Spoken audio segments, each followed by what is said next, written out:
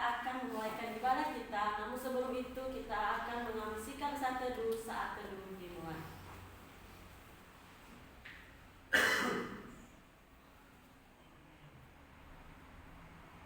Saat teduh selesai, mari kita sama-sama menyembah Tuhan, memuji Tuhan dengan lagu pujian,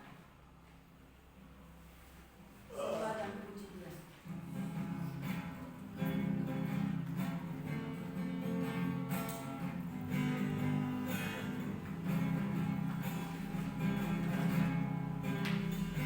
Katakan Yesus kami. Yesus kami puja, kami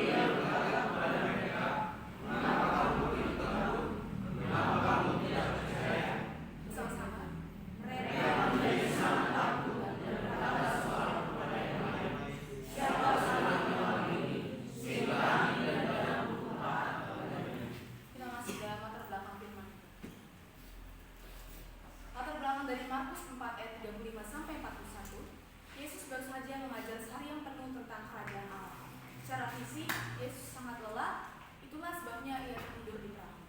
Danau Galilea di sini dikenal sebagai danau yang dikelilingi bukit, anginnya bisa turun tiba-tiba dan sangat kuat. Beberapa murid adalah nelayan berpengalaman, tetapi badai ini begitu hebat sampai mereka takut mati. Nah, Markus ini mau menunjukkan bahwa manusia bisa sampai di titik kehabisan kendali, tetapi Yesus tetap berkuasa. Kita masuk dalam poin yang pertama. Kita masuk dalam tema sebelumnya, yaitu keep pray and believe, artinya tetap berdoa dan percaya. Kita langsung masuk dalam poin yang pertama, yaitu mengikut Tuhan tidak berarti hidup tanpa badai. Boleh Christine bacakan ayat yang 35 sampai 37. Pada hari itu menjelang malam, Yesus berkata kepada mereka, "Marilah berangkat segera." Mereka meninggalkan orang banyak itu, lalu bertolak bersama Yesus yang sudah ada dalam perahu, dan perahu-perahu lain menyertai Dia. Lalu mengamuklah topan yang dahsyat sekali, dan ombak menyembur masuk ke dalam perahu, sehingga perahu itu mulai penuh dengan air. Nah, dalam ayat ini dikatakan Yesus sendiri yang berkata, "Marilah kita bertolak seberang." Di mana Yesus mengajak murid-muridnya untuk bertolak seberang, dan murid-muridnya taat tunduk pada Tuhan. Mereka bersama dengan Yesus, tetapi badai tetap datang. Badai yang dimaksud dalam kehidupan kita itu apa sih? Bukan badai berupa ombak atau badai berupa laut yang ada seperti dalam cerita ini. Badai yang dimaksud dalam kehidupan kita adalah permasalahan hidup kita. Kita merasa khawatir, merasa takut akan masa depan, dan setiap permasalahan-permasalahan yang terjadi dalam kehidupan kita itu adalah dikatakan badai hidup. Badai hidup bukan tanda Tuhan meninggalkan kita. Terkadang kita udah bisa rajin berdoa, kita berrajin pelayanan, kita udah setia sungguh-sungguh sama Tuhan, tapi kita tetap aja mengalami rasa stres, tekanan, kita merasakan kecewa, kita sering menghadapi masalah. Padahal kita sudah mendekatkan hati kita kepada Tuhan, tapi kita kenapa ya rasanya mengalami permasalahan-permasalahan, dan kenapa ya badai hidup ini selalu datang dalam kehidupan kita.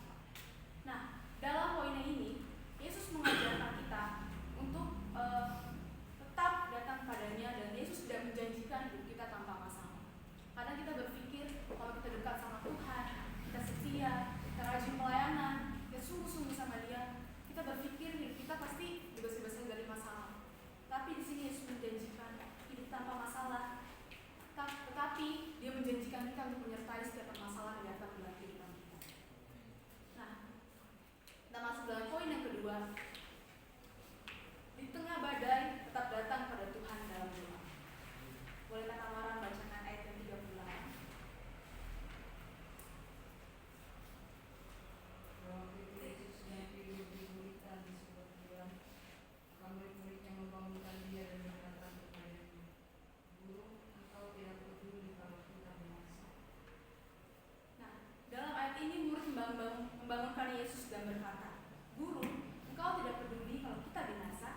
Doa yang telah disampaikan kepada muridnya kepada Yesus bukan sebuah doa yang indah, bukan sebuah doa yang rohani, tapi doa yang jujur, di mana murid mengalami rasa takut. Mereka mengatakan sebuah doa itu dari hati mereka. Nah, Tuhan tidak menuntut doa yang sempurna kepada kita. Tuhan tidak menuntut kita harus doa yang indah, doa yang rohani, atau doa yang sempurna, harus perfect dulu untuk datang kepada Tuhan. Tapi di mana Tuhan menuntut kita, hati kita yang benar-benar sungguh mau datang kepada Dia. Bahkan di saat itu kita terendah, di saat itu kita menghadapi permasalahan badai hidup, hati kita benar-benar mendatang pada Tuhan dan memiliki doa yang dari hati, doa yang memiliki rasa rindu dan kejujuran. Lebih baik kita doa sambil menangis, doa sambil bingung, daripada kita diam, menjauh, mendam sama sendiri.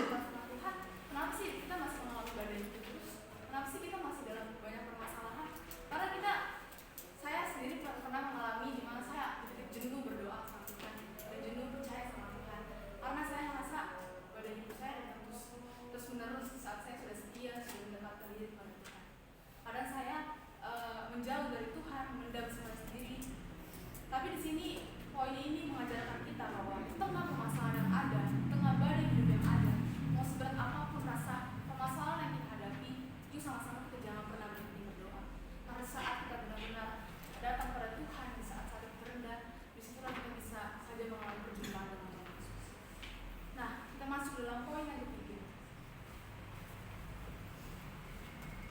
Tuhan lebih mau membentuk iman kita daripada menghilangkan masalah. Boleh Kak Geser membacakan ayat 39 sampai 41?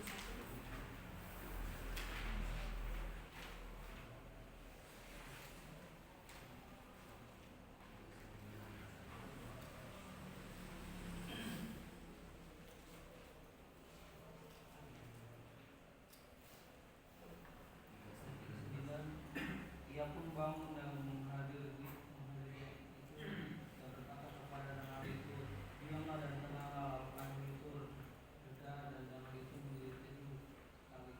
Lalu ia berkata kepada mereka, mengapa kamu begitu takut, mengapa kamu tidak percaya? Sampai 41. Mereka menjadi sangat takut dan berkata seorang kepada yang lain, siapa gerakan orang ini sehingga angin jalan maupun takut kepada dia. Di sini Yesus menghadapkan badai lalu berkata, mengapa kamu begitu takut? Mengapa kamu tidak percaya?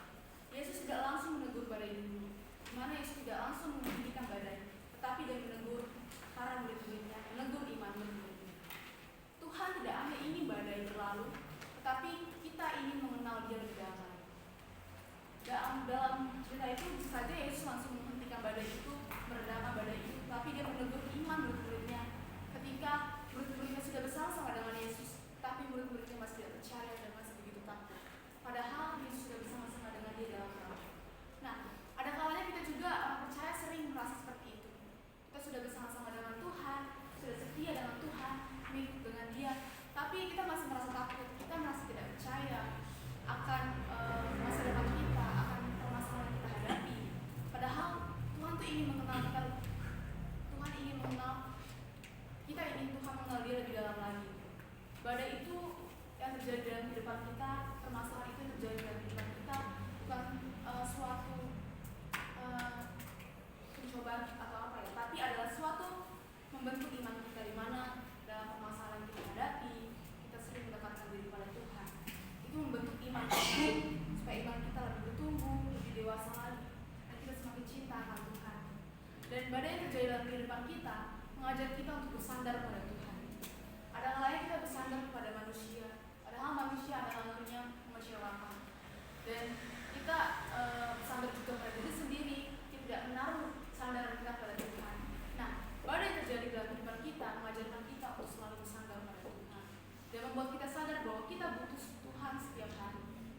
Kalau kita tidak butuh Tuhan setiap hari, kita akan mengalami permasalahan yang ada dan kita tidak akan sanggup menghadapi setiap badai yang terjadi. Nah, saya juga ingin cerita sedikit bahwasan saya dulu menggantungkan hidup saya kepada mama saya. Saya bersandar pada mama saya, apapun yang saya lakukan, saya selalu mama saya. Pokoknya saya sandaran hidup saya adalah mama saya, bukan Tuhan. Saya sudah mengenal Tuhan, tapi saya lebih bersandar pada mama saya. Ketika Tuhan memanggil mama saya langsung mengalami rasa stres. Saya berpikir, apalah badai hidup yang terjadi dalam hidup saya ini, kenapa Tuhan izinkan itu semua terjadi. Dan ternyata Tuhan memberikan ini semua, mengizinkan ini semua untuk saya mengandalkan Tuhan, terus bersandar pada Tuhan. Jadi selama ini sandaran saya itu salah, sandaran saya itu harus Tuhan. Karena manusia tidak akan selamanya bersama dengan kita,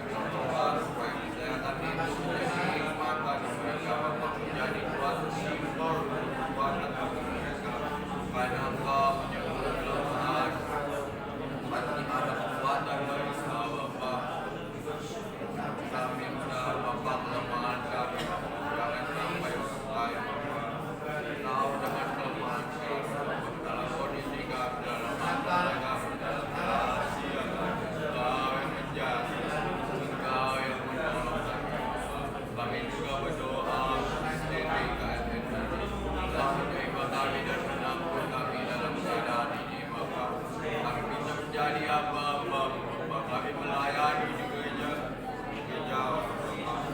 untuk mendapatkan hikmat dari Engkau, untuk mendapatkan berkat dari Engkau Bapak. Kami juga berdoa untuk pemimpin kami supaya dia diberi kepemimpinan yang hikmat dan kebijaksanaan dalam pemerintahan dan sambil keputusan tidak merugikan orang lain Bapak. Kami juga berdoa untuk staf dan koordinator kami Bapak, terutama dosen kami Bapak, belajar kesehatan supaya mereka masuk dalam keadaan kondisi yang sehat Bapak, dalam kondisi yang semangat Bapak, supaya kami tidak telat dengan pekerjaan kami, supaya kami tidak tunda lagi kerja kami Bapak. Kami akan menyelesaikan setiap pertemuan kami dalam keadaan tertentu Bapak, supaya kami bisa menjadi pemimpin Bapak, supaya kami bisa menjadi orang-orang yang menjadi Engkau Bapak. Kami juga berdoa untuk keuangan asrama Bapak. Engkau memberikan, Engkau mencukupkan dalam segala keperluan Bapak. Kami tahu, kita tahu dengan kondisi kami Bapak, dalam situasi kami selalu ada keadaan keluh Bapak. Maafkanlah kami Bapak, dan badan kami di bawah tidak tahu bersyukur, tidak tahu terima kasih Bapak yang Engkau berikan kepada kami. Makanya Bapak memberi kesehatan kepada kami, Engkau memberi kecukupan bagi kami Bapak dalam suatu hal apapun Bapak. Engkau tidak meninggalkan kami. Kami tahu Bapak, kami melihat itu mujizat yang Engkau berikan kepada kami. Dalam nama Tuhan Yesus, haleluya, haleluya.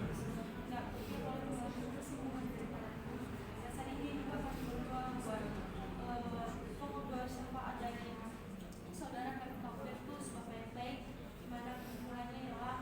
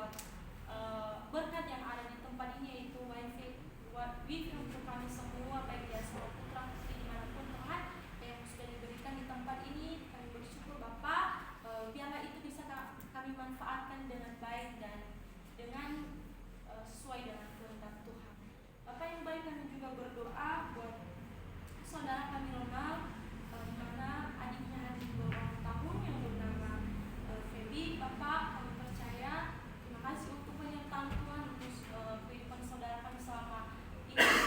Biarlah terus Tuhan menuntut, Tuhan terus menolong, Tuhan terus memberikan kekuatan, rencana apapun yang terbaik kami serahkan dalam tangan-Mu dalam kehidupannya Bapak. Biarlah Tuhan menolong, Tuhan memberi umur yang panjang, kesehatan selalu daripada Tuhan, dan Tuhan melindungi masa depan. Tuhan sediakan yang terbaik dari kehidupan saudara ini. Bapak yang baik, kami juga berdoa buat doa dari saudara kami Kariska. Bapak yang baik, di mana kami berdoa untuk Bapak angkatnya Kariska. Kami sama-sama berdoa di tempat ini Bapak, di mana orang tuanya sedang sakit. Bapak, kami percaya ada kuasa Tuhan, ada mujizat Tuhan yang boleh terjadi dalam kehidupan orang tua kami ini Bapak, sehingga ia boleh mengalami kesembuhan, sukacita daripada Tuhan Bapak. Bapak yang baik, apapun yang menjadi doa dan permohonan mereka pada saat ini boleh terkabulkan dengan baik, terlebih dalam penyakit yang dialami Bapak. Kami percaya Tuhan Yesus, dan segala obat-obatan yang dimanfaatkan Bapak, biarlah itu bisa menjadi sumber kekuatan baru, sumber kesembuhan, sumber pertolongan Tuhan dalam kehidupan orang tua kami ini. Kami percaya Bapak, Tuhan hampiri orang tua kami Bapak pada saat ini, sehingga ia terus mengalami sukacita, ia mengalami damai sejahtera daripada Tuhan. Tuhan lancarkan Bapak yang baik, Tuhan bukalah jalan dalam hal apapun yang mereka gumuli dan mereka butuhkan di hadapan-Mu. Kami percaya Bapak, kesembuhan boleh terjadi dan kuasa Tuhan nyata atas kehidupan orang tua kami ini. Terima kasih Bapak yang baik, ini setiap doa dan permohonan kami percaya dan kami serahkan semua ke dalam tangan-Mu Bapak yang baik.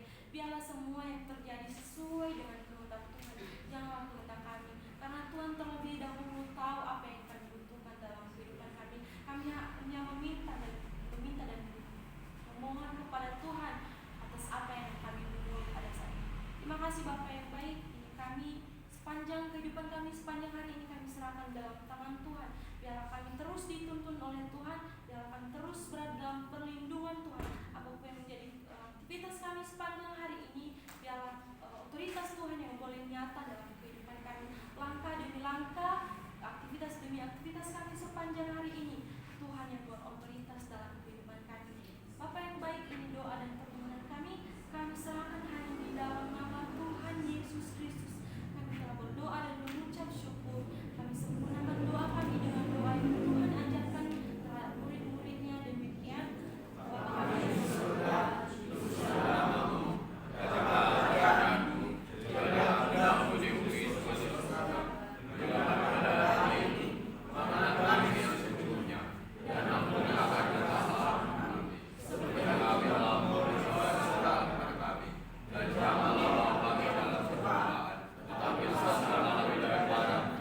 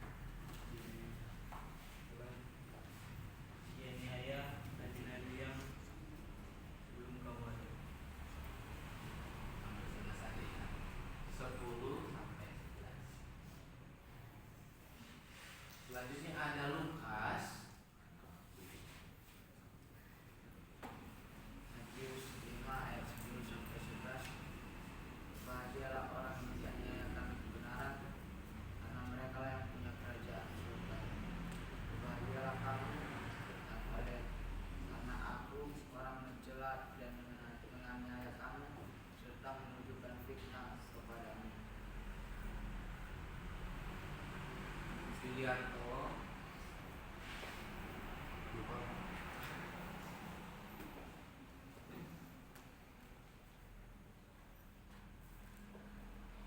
Amara,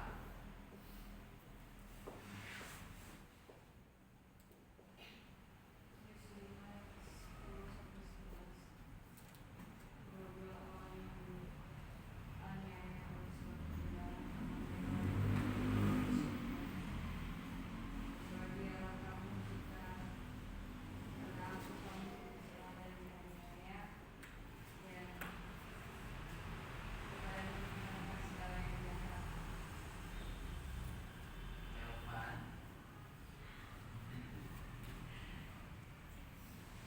Matius 5 ayat 1 sampai 11.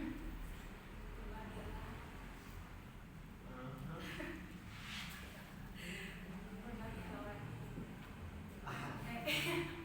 orang berbahagialah orang yang dianiaya karena kebenaran, karena mereka akan menduduki kerajaan surga. Berbahagialah kamu jika karena aku orang mencela dan menganiaya kamu serta menunjukkan fitnah kepadamu. Gereja ada yang mau pengumuman? Ya. Tapi cowok-cowok semester 5 tetap diulang. Semester 6 tetap diulang. Ada lagi? Ada semangat berjuang. Berjuang. Cuma 2 karena ada ya. Yang lain keluar.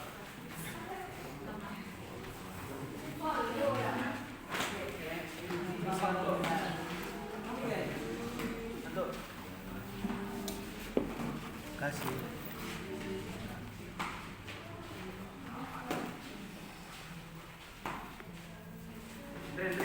Indri.